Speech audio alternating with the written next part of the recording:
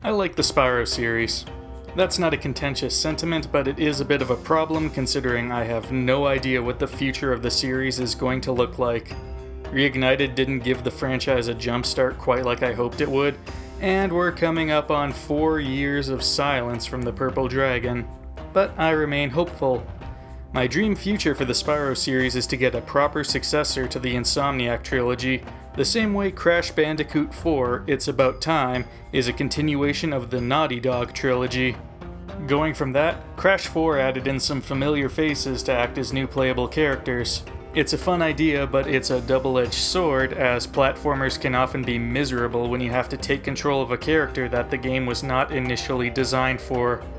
Though I am willing to give this idea a try because without experimentation, a game series will stagnate, and letting people play as their favorite supporting cast member will help build up more hype for a new game.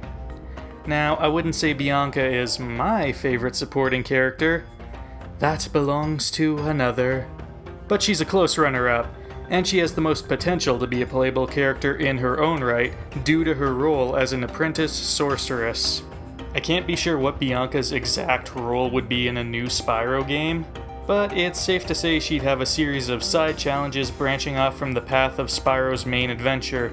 If we keep it simple, these side challenges would have her help Spyro collect whatever this new game's set of MacGuffins would be. And if we want to complicate the plot a little, Bianca might be going on her own adventure, one that's seemingly separate from Spyro's, before wrapping back around near the end of the game. To me, the simplest Bianca solo story would be the same story as Sly Cooper and the Thievius Raccoonus.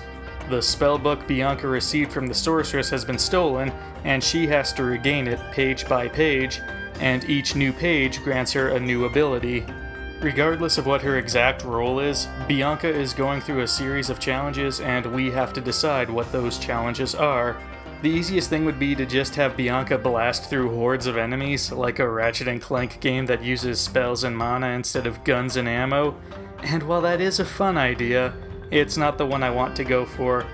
Bianca isn't really shown to be much of a fighter, and I want her sections to match her character. I think Bianca's sections should take the form of a puzzle platformer. Navigating these areas isn't as straightforward as Spyro's sections, and would require a little more brain power.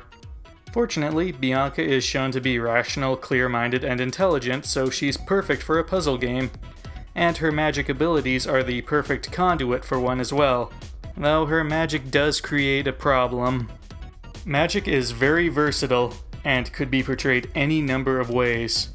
If we're going to stick close to what we already know Bianca is capable of, then that gives us a clearer idea of what we'll be doing here. To steal a term from Dungeons & Dragons, Bianca is a transmutation wizard. She excels at turning one thing into something else entirely. You just know she casts true polymorph like it's nothing. So let's lean into the transmutation as a core gameplay element. If we're going to keep Bianca's involvement simple, we could have her transmutation abilities apply to the fodder animals that populate the worlds. Take a rabbit, for example, and have Bianca turn these little creatures into something bigger and more menacing. The enhanced creature could follow Bianca through the level, use its strength to move heavy objects, and defend her from enemies. And different types of empowered fodder could have different abilities. A transmuted sheep could have dense, poofy wool that turns the creature into a mobile bounce pad. A transmuted peacock could have a terrifying visage across its tail feathers, scaring away nearby enemies. A transmuted snake could stretch across a gap and act as a bridge. And the puzzles could be built around having a certain set of different fodder to transmute and utilize, and the solution revolves around figuring out which of these creatures to use and where. There's a lot you could do with a menagerie of magically enhanced animals following you around. Alternatively, if we want Bianca's role in the story to be more involved, let's look back at that spellbook plot point I suggested. Let's say that at the start of the game, Bianca has learned the Find Familiar spell and can summon a companion animal to help her throughout the game. Let's say she summons the traditional witch's black cat, only magical and made of weird nebulous star stuff, and this familiar is used instead of the previously mentioned fodder creatures. This cat familiar could be bestowed with some of the different power-ups I've suggested. Each new spell Bianca learns from her recovered pages of the spellbook let her empower her familiar in different ways. There might even be moments where we take control of the familiar, sent forward through a tight space to open a door or scope out an upcoming area. Transmutation could also let her change the world in ways that would let her explore areas inaccessible to other characters. She could take some of the simple plant life that lives in these areas and turn them into vicious animated creatures, setting up traps to ensnare larger enemies, or turn them into new platforms, allowing her to progress through the level.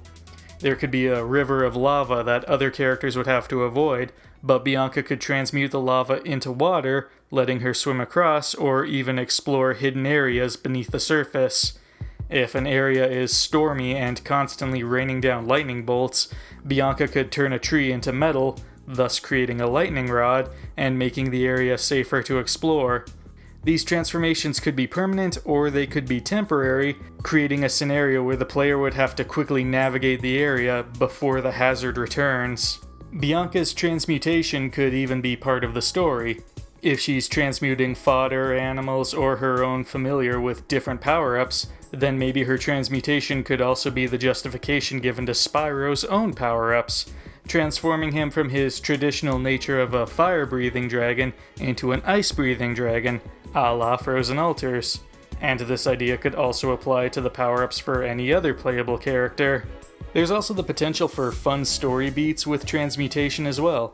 Think about Moneybags blocking off an area behind his paywall.